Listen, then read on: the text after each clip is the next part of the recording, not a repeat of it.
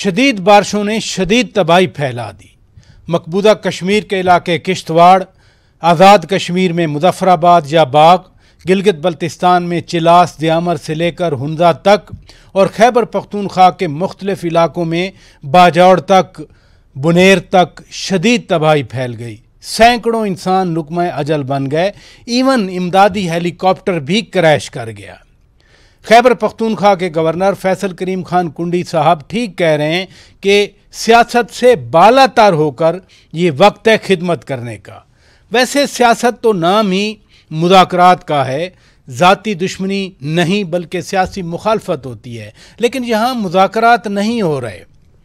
Even वज़ीर आज़म के मुशीर राना सनाउल्लाह खान भी मुज़ाकरात की दावत भी देते रहे, कहते भी रहे, और आज हमारे रूबरू भी वज़ीर आज़म के मुशीर जनाब राना सनाउल्लाह खान साहब हैं। बहुत शुक्रिया राना साहब, आपने वक्त दिया।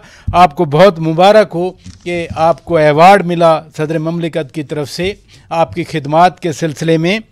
मेरा पहला सवाल आपसे ये है कि वज़ीर दिफ़ा ख्वाजा आसिफ साहब का ब्यूरोक्रेट्स की तरफ से पुर्तगाल में जायदादें बनाने का बयान आया, फिर मरी वाले इजलास में उस पर डिस्कशन भी हो गई, लेकिन अब पब्लिक अकाउंट्स कमेटी के चेयरमैन जुनेद अकबर ख़ान ने उसको टेकअप कर लिया है, एस्टेब्लिशमेंट से फ़हरिस्त मांग ली है।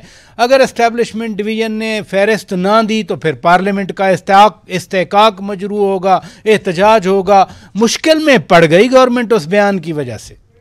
नहीं तो ये कौन सा उन्होंने राज जो है वो इंकशाफ कर दिया है, किसको नहीं मालूम कि ये दुबई में जो ये पिछले दिनों बात हो रही है कि पता नहीं $6 बिलियन या कितनी रकम थी कि वो पाकिस्तान से वहाँ पे रियल एस्टेट में इन्वेस्ट हुई है।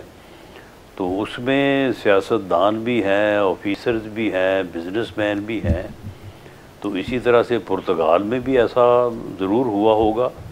तो ये कोई ऐसी बात तो नहीं है कि जो उन्होंने जो की है इससे पहले किसी को पता ही नहीं था, सभी को मालूम है। उन्होंने एक बात कर दी तो वो थोड़ा मीडिया में जो है वो एक खबर बन गई। अच्छा, ये मरी वाला इजलास हुआ, उस हवाले से ज़मनी इंतखाबात होने हैं 9 मई के केसेस में नाअहलियों वालों के, तो आप फैसलाबाद की 2 नशिस्तें खाली हैं, इलेक्शन लड़ेंगे? जब शेड्यूल आएगा उस वक्त जो उम्मीदवार होंगे वो भी अपनी ख्वाहिश का इजहार करेंगे, दरख्वास्त देंगे और उसके बाद पार्टी फैसला करेगी। पार्टी जिसे अलाउ करेगी या जिसे हुक्म देगी वो इलेक्शन लड़ लेगा वहाँ से। पार्टी आपको हुक्म दे सकती है? पार्टी तो हुक्म किसी को भी दे सकती है। आप पार्टी का हुक्म मान जाएंगे? नहीं, देखें, पार्टी का हुक्म तो मानना ही पड़ेगा और पार्टी का हुक्म ना मानने की तो कोई गुंजाइश ही नहीं है। लेकिन बहरहाल उन दोनों हलकों में हमारे मजबूत उम्मीदवारान हैं और उम्मीद है कि वो बेहतर इलेक्शन लड़ने की पोजीशन में भी हैं और वो ख्वाहिशमंद भी होंगे और पार्टी मुनासिब फैसला करेगी। क्या महज गैर हाज़िरी की बुनियाद पर शेख वकास अकरम साहब की जंग की नशिस्त अब खाली हो जाएगी? देखिए जी, वो गैर हाज़िरी की बुनियाद पर उनकी नाअहली जो है वो यानी साबित हो चुकी है। यानी 40 जो है वो कंटिन्यूस जो है वो सिटिंग्स से कोई मेंबर गैर हाज़िर रहे, तो ये बाकायदा कानून और रूल्स हैं। ये को किसी ने गढ़े नहीं है या किसी ने को खुद से नहीं बना लिए हैं। नहीं, फिर आपकी बात से मैं ये समझूं कि शेख वकास अकरम साहब नाअहल हैं अब? नहीं, इस पे वोटिंग होनी होती है। वोटिंग से पहले ऐसा नहीं हो सकता। अगर वो वोट आउट हो गए तो फिर हो जाएगा। नहीं, कौमी असम्बली में आपकी अक्सरियत है, करारदाद तो वहाँ पर पेश होनी है, तो आप पास तो कर सकते हैं। देखें, वोटिंग के लिए जब वो पेश होगी और अगर वोट आउट हो गए वो तो फिर तो हो जाएगा। राना साहब, आपने खुद पीटीआई को मुज़ाकरात की दावत दी, मुज़ाकरात क्यों नहीं हो पा रहे? देखें, इमरान खान साहब की सियासत में मुज़ाकरात नाम की चीज़ नहीं है। वो जब बरसे इक़्तिदार थे तो उस वक्त उनका एक ही बयानिया था कि मैं छोड़ूंगा नहीं, और अब अगर वो यानी अपोजिशन में है तो अब भी उनका यही है कि जी मैं किसी पॉलिटिकल पार्टी से या पॉलिटिकल फोर्स से या अपने मुखालफिन से मैं बात नहीं करूँगा। वो उस वक्त भी एस्टेब्लिशमेंट्स के साथ जो है वो यानी हुकूमत कर रहे थे या मामलात को बेहतर तरीके से या अपनी मर्ज़ी से चलाने की कोशिश कर रहे थे, बेहतर तरीके से तो नहीं। तो अब भी वो इस्टेब्लिशमेंट से बात करने की ख्वाहिश का इजहार उन्होंने कई दफ़ा किया है, लेकिन हमारी जो ऑफ़र है या हम जो कहते हैं कि पॉलिटिकल पार्टीज़ ने बैठ के बात करनी है तो फिर ही रास्ता निकलना है, इसके ऊपर उन्होंने कोई जो है वो तबसरा नहीं कभी फरमाया और कभी ये नहीं कहा कि वो तैयार हैं गुफ्तगू करने के लिए। लेकिन उनकी पार्टी को गिला है कि आप उनके लीडर से मिलने नहीं देते, खान साहब से वो मशवरा नहीं कर सकते, तो फिर मुज़ाकरात कैसे होंगे? देखें, ये तो फिर बहाने होते हैं ना। मशवरा अगर करना हो तो ये बाकी सारी चीज़ों पे मशवरे होते ही हैं। ये जो 5 अगस्त की तारीख दी थी उन्होंने, तो ये खान साहब के हुक्म पे दी थी और मशवरे के बगैर तो नहीं दी थी। फिर 5 के बाद अगर 14 दी तो क्या ये खान साहब का हुक्म उन तक पहुंचा नहीं है? वहाँ पे रोज़ाना जो है वो उनको लोग मिलते हैं और उनके ज़रिए से पैगाम रसानी और इजाज़त ली जा सकती है, लेकिन मामला ये है कि वो इनको इजाज़त नहीं देंगे।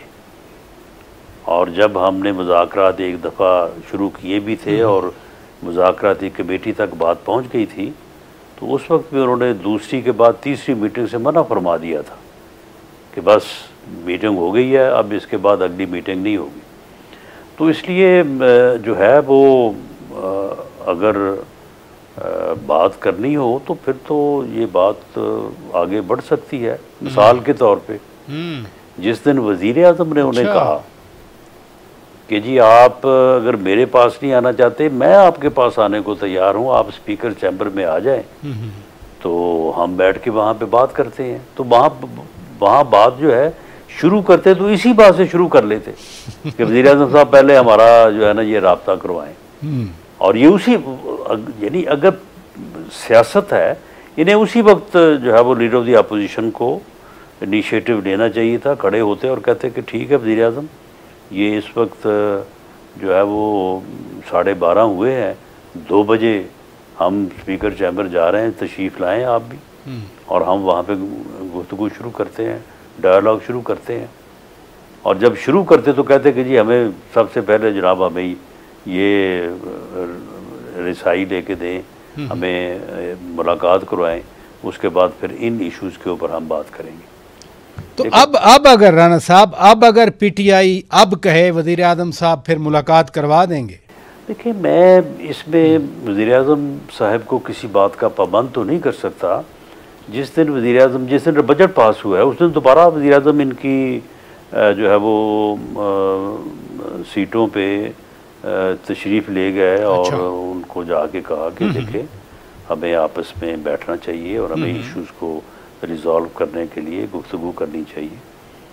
तो उसका भी उन्होंने कोई जो है वो जवाब नहीं दिया। वहाँ मीडिया में ये कहते रहते हैं कि जी हम ये नहीं करते, ये वो नहीं करते। भाई अगर मुज़ाकरात करने हैं तो फिर जो है वो किसी बात पे भी बात की जा सकती है। ये कोई ज़रूरी है कि इन्होंने मुलाकात से मुज़ाकरात शुरू करने हैं? मुलाकातें होती रहेंगी, ये इस मुल्क के मफाद से बात शुरू करें, अवामी मसाइल से शुरू करें, ये महंगाई से शुरू करें, बिजली के बिलों से शुरू करें, ये चीनी की कीमत से शुरू करें। कोई एक इशू है? इस मुल्क में बड़े इश्यूज हैं जिनके ऊपर अपोजिशन को और गवर्नमेंट को अगर मिल बैठ के जो है वो चंद बुनियादी चीज़ें तय कर ली जाएँ तो इस मुल्क में जो है वो इतना पोटेंशियल है कि हम अगर चार्टर ऑफ इकॉनमी करें जिसका तकरीबन पिछले 2018 और अब यानी पिछले 7-8 साल से the then opposition leader and now the prime minister, वो उस दिन से ये कह रहे हैं कि आए चार्टर ऑफ इकॉनमी करें। लेकिन राना साहब वो भी तो जो बात करना चाह रहे हैं वो भी बुनियादी है। वो कानून आइन की हुक्मरानी पे बात करना चाहते हैं, वो 2024 का इलेक्शन हो या आने वाले इलेक्शन की शफाफियत पे बात करना चाहते हैं। ये भी तो बुनियादी मसाइल हैं राना साहब मुल्क के। मेरा ख्याल है कि प्राइम मिनिस्टर ने जब भी उनको ये बात कही है कि आएँ, बैठें, बात करें, डायलॉग होना चाहिए, हमारे दरमियान गुफ्तगू होनी चाहिए, उन्होंने कभी कोई कंडीशन नहीं लगाई कि जी इस पे बात करेंगे और इस पे नहीं करेंगे। चलें, अगर हुकूमत विलिंग है तो बड़ी अच्छी बात है। यौम आज़ादी के हवाले से 14 अगस्त की अभी आपने बात की कि खान साहब ने हदायत दी थी, लेकिन असद कैसर साहब ने वाज़ेह कर दिया था कि हम 14 अगस्त को जश्न आज़ादी मनाएंगे। Even secretary general barrister Salman Akram Raja साहब ने भी कहा कि हम तो उस दिन एहतजाज का नाम ही नहीं लेंगे। फिर हुकूमत क्यों खामखा 14 अगस्त की जश्न आज़ादी को उनका एहतजाज की तरफ मोड़ती रही? नहीं, देखें, अब इस तरह से ना करें। 5 अगस्त को यौम इस्तेहसाल कश्मीर की जगह उन्होंने एहतजाज का जो है वो स्लोगन या नारा लगाया था और उसे अरूज पे लेके जाना था। वो नहीं जा सका, पीक पे वो नहीं ले जा सके। अब उसके बाद 14 के बाद उन्होंने अपना 5 के बाद उन्होंने कहा कि हम 14 को अब करेंगे, लेकिन उन्होंने एहतजाज का ही कहा था। राना साहब इधर प्लीज़ रुकिएगा, मैं नादरीन ब्रेक लेता हूँ। ब्रेक के बाद जब वापस आएंगे तो यही खान साहब की हदायत के हवाले से मैं बात करना चाह रहा हूँ कि उनके लीडर हैं, नेचुरल सी बात है, उन्होंने हदायत लेनी होती हैं, हुकूमत को क्यों एतराज़ होता है? ब्रेक के बाद बात करते हैं Nadreen, stay with us. Welcome back नाजरीन, आप रूबरू प्रोग्राम देख रहे हैं और आज हमारे रूबरू हैं वज़ीर आज़म के मुशीर सीनियर सियासतदान जनाब राना सनाउल्लाह खान साहब। राना साहब, हदायत के हवाले से आप कह रहे थे बानी पीटीआई से उन्होंने लेनी होती है, नेचुरल सी बात है, वो उनके लीडर हैं और उन्हीं की वजह से ये पार्टी है, तो हुकूमत को क्यों एतराज़ होता है अगर वो हदायत लें तो? जब आके हुकूमत से बात करेंगे तो हुकूमत इसके ऊपर फैसला करेगी। मैंने तो कहा है कि प्राइम मिनिस्टर ने जब जिस दिन गए थे उस दिन तो उन्होंने नहीं कहा कि मुलाकात करवा दें। यानी मैं वहाँ पे मौजूद था जब वो बजट पास होने के बाद इनकी सीटों के ऊपर तशरीफ ले गए हैं, तो ये उन्हें कहते हैं कि जी, उन्होंने जब कहा था कि जी हमें डायलॉग करना चाहिए, हमें बैठना चाहिए, हमें इश्यूज़ को जो है वो बैठ के रिजॉल्व करना चाहिए, तो ये कहते हैं कि जी ठीक है, हमारी सुबह मुलाकात करवा दें, हम परसों आपके साथ बैठ जाएंगे।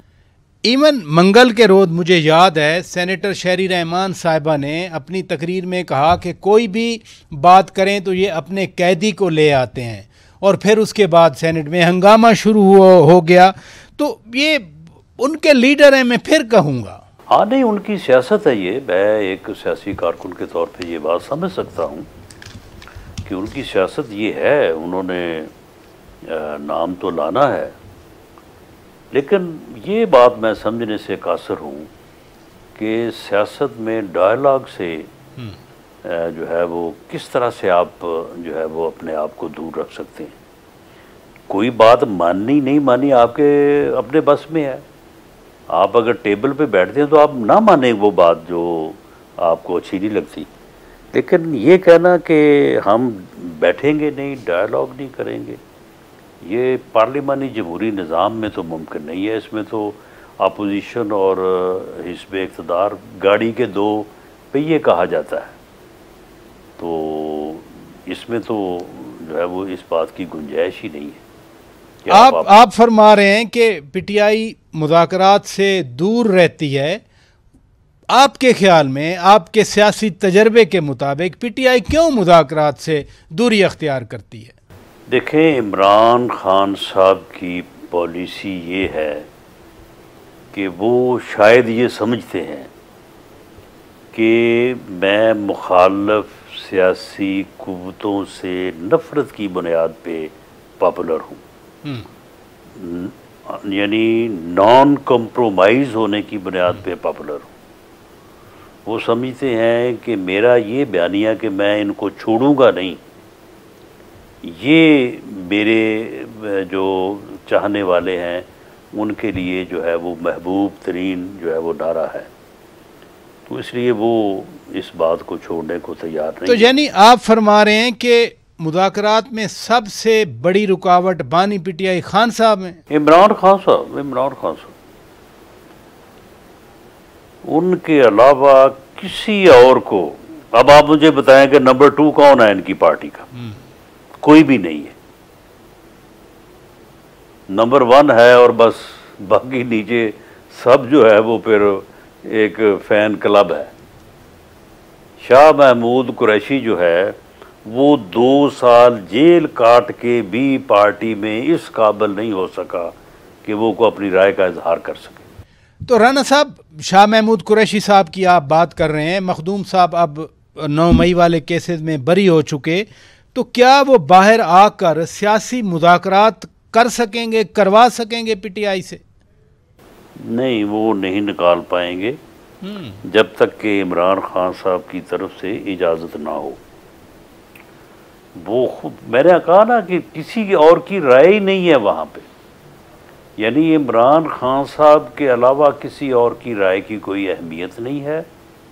वो किसी की राय सुनते नहीं हैं, उनके अपने जो है वो बयानी और फैसले हैं। तो इसलिए इमरान खान साहब की सोच में तब्दीली आए सो आए, लेकिन शाह महमूद कुरैशी साहब ये रास्ता नहीं बना सकते। तो खान साहब की सोच में कैसे तब्दीली लाई जा सकती है मुज़ाकरात के हवाले से? फरहान जी, फिर ये हालात का जबर तो फिर जो है वो सब कुछ ही करवा सकता है, लेकिन वैसे मेरी अपनी असेसमेंट जो है वो ये है कि वो अपनी सोच तब्दील नहीं करेंगे। मखदूम, शाह महमूद कुरैशी साहब कब तक बाहर आ सकते हैं? नहीं, मुझे उनके केसेस के बारे में कोई डिटेल्ड से मैं आगाह नहीं हूँ कि आया उनके खिलाफ को और केसेस हैं या यही कुछ हैं अभी छोटे मोटे। अगर तो उनके खिलाफ कोई और केस नहीं है तो फिर तो उन्हें कल ही बाहर आ जाना चाहिए, लेकिन इट मे पॉसिबल कि उनके खिलाफ को और केस भी हो। राना साहब, आइन में 27वीं तरमीम के हवाले से वुज़रा इशारों किनायों में बात कर रहे हैं, आप कुछ बेहतर गाइड कर दें। देखें, इसमें कोई इस वक्त कोई मुसव्वदा तो ज़ेरे गौर नहीं है। अच्छा, लेकिन ये कहना कि जी तरमीम नहीं होगी, ये भी गलत है। हो सकती है, बिल्कुल पार्लियामेंट को इख्तियार है। कब होगी? जब जो है वो पार्लियामेंट इसको मुनासिब समझेगी। तो इसलिए कोई ऐसा मुसव्वदा इस वक्त जो है वो क्योंकि ये कोलिशन गवर्नमेंट है, ऐसा तो नहीं हो सकता कि कोई मुसव्वदा जो है उसके ऊपर कंसेंसस पैदा किए बगैर जो है वो अमेंडमेंट जो है वो पेश कर दी जाए। और हमारी जो दूसरी बहुत मेजर कोलिशन पार्टनर है पीपल्स पार्टी, आप उनसे पूछ लें, वो भी आपको बताएंगे कि कोई ऐसा मुसव्वदा, कोई ऐसी पोजीशन ज़ेरे गौर नहीं। 2/3 अक्सरियत तो बन जाती है ना आप दोनों की मिलके, फिर इस बारे में कोई इनिशिएटिव कहीं पे किसी सतह पे? 27वीं तरमीम की बात कर रहा हूँ। देखें, उस पे बात कोशिश हो रही है, जैसे ही कंसेंसस होगा तो उसके ऊपर जो है वो मीटिंग बुला के तो उसके ऊपर अमल कर लिया जाएगा। चेयरमैन पीपल्स पार्टी बिलावल भुट्टो जरदारी साहब एनएफसी अवार्ड के हवाले से कह रहे हैं कि जल्द उसका ऐलान किया जाए, कब तक हो जाएगा? मसाइल में तो मल्टीपल मसाइल हैं, यानी बहुत सारी चीज़ें हैं जो इस सिलसिले में ज़ेरे गौर हैं। तो उनके ऊपर साइड लाइन्स के ऊपर बात पहले भी होती रही है, आज भी हो रही है। तो क्या मसाइल हैं उसमें? देखिए, एनएफसी में अपना मसाइल क्या हो सकते हैं मासवाए इसके कि किसका कितना हिस्सा है। देखिए ना, उसमें यानी मुख्तलिफ चीज़ें हैं। पहली बुनियादी बात तो सूबों और फेडरेशन के दरमियान हिस्सा जो शेयर है वो है। फिर उसके बाद उस शेयर में आगे सब शेयर्स हैं, कोई किसी चीज़ का, कोई किसी चीज़ का, कोई टेररिज्म का, कोई बैकवर्ड एरियाज़ का। तो ये सारी चीज़ें जो हैं, ये सारी चीज़ें काफ़ी लंबा गौर व फिक्र और जो है वो यानी तमाम पार्टीज़ बैठ के मेहनत करें, बैठ के एक एक इशू को रिजॉल्व करें। तो इसके लिए ये टाइम कंज्यूमिंग मामला है। तो अभी इसके ऊपर बाज़ाब्ता बात तो नहीं शुरू हुई, लेकिन जब शुरू होगी तो इसमें टाइम लगेगा। और ये होनी चाहिए। राना साहब, सूबों के अंदर भी वसाइल का एक मसला है। एमकेएम ने आइन के आर्टिकल 140A के तहत सुप्रीम कोर्ट से केस जीता है। वो कहते हैं कि सूबाई हुकूमत से उसके कंट्रोल से फंड्स निकाल कर निचली सतह पर दिए जाएं। क्या एनएफसी जो नया बन रहा है उसमें ये भी तजवीज़ कोई शामिल है? जी बिल्कुल, ये एक बहुत एडवांस्ड और बड़ी जो है इनलाइटन जो है वो डेमोक्रेटिक जो है वो तजवीज़ है। अच्छा। कि जिस तरह से वफाक में सूबों को फाइनेंस डाइवर्ट होते हैं और एक फाइनेंशियल अवार्ड होता है, इसी तरह से सूबे भी अपने इजला में आबादी क्राइटेरिया रखें, बैकवर्डनेस क्राइटेरिया रखें और दूसरे जो भी मसाइल हैं, तो उसके पेश नज़र जो है वो इस तरह से तकसीम करके वो भी तमाम डिस्ट्रिक्ट को यानी आखिरी यूनियन कौंसिल तहसील डिस्ट्रिक्ट तक जो है वो फंड जाने चाहिए।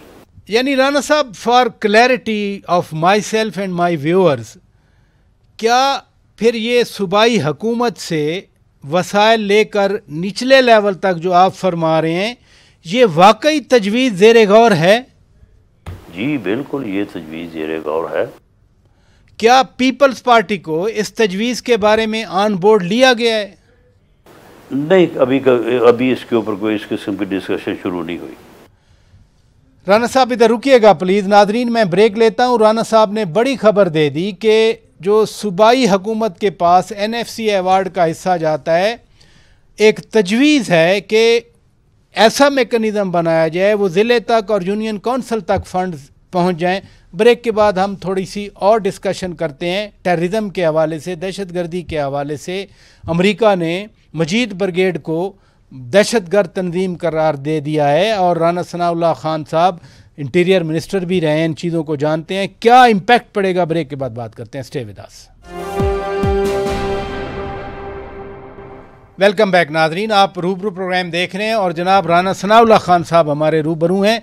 राना साहब, आप वज़ीर दाखिला भी रहे हैं, पंजाब में भी मरकज़ में भी। अमेरिका ने मजीद ब्रिगेड को दहशतगर्द करार दे दिया है। पाकिस्तान ने वेलकम किया।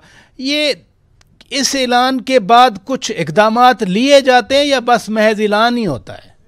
नहीं, उसमें इंटरनेशनल लेवल पे काफ़ी जो है वो चीज़ें होती हैं, पाबंदियां लगती हैं, फिर उसके बाद उनको किसी जगह पे जो है वो पॉलिटिकल असाइलम नहीं मिलती। अच्छा। तो ये एक पूरी दुनिया में एक ऐसा निज़ाम बनाया गया है कि जो लोग ड्रग ट्रैफिकिंग में शामिल हों या जो दहशतगर्दी में शामिल हों, तो उन लोगों को महदूद किया जाए, उनके ऊपर जो है वो दुनिया तंग की जाए ताकि ऐसे लोग जो है वो पनप ना सकें और ऐसे लोग जो अपने जुर्म से बाज आएँ। तो पाकिस्तान की हुकूमत की तरफ से भी कोई फॉलो अप होगा?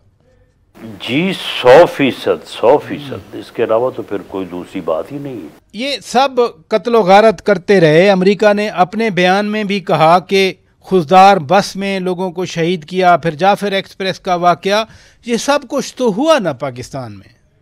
जी बिल्कुल, ये पाकिस्तान की सफारती महाज के ऊपर दहशतगर्दी से मुतल्लक उसकी कोशिशों के ऊपर बहुत बड़ा एतमाद है और ये पाकिस्तान की बहुत बड़ी कामयाबी है।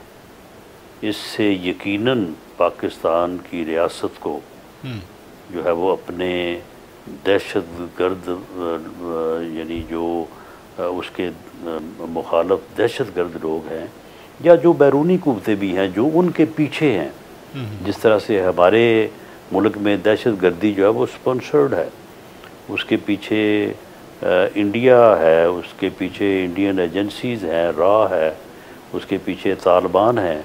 अफ़गानिस्तान की हुकूमत भी किसी हद तक जो है उसमें तआवुन नहीं कर रही। तो इन चीज़ों के ऊपर बड़ा जो है वो सहारा और बड़ी ताकत मिलेगी पाकिस्तान की हुकूमत को। तो अमेरिका के ऐलान के बाद भारत या और बैरूनी कुव्वतों को पाकिस्तान में दहशतगर्दी में मुलव्वस होने में कमी आ सकती है? देखिए, इसमें भी कमी इसी तरह से आएगी। भारत अब खुद कमज़ोर हो रहा है, भारत के अपने मसाइल में इजाफा हो रहा है। भारत अब पूरी दुनिया की जो है वो नज़रों में है कि वो एक गलत रवैया और गलत पॉलिसीज़ इख्तियार किए हुए हैं, तो इसमें फ़र्क पड़ेगा।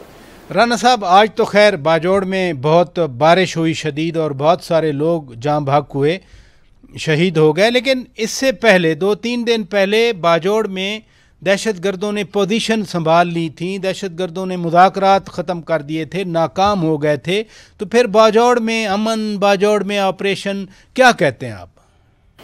अमन, उनके ख़िलाफ़ भरपूर ताकत का इस्तेमाल होना चाहिए, और जो हमारी मुसल्लह अफवाज पूरी तरह से कम्पिटेंट हैं कि उनको एलिमिनेट करें।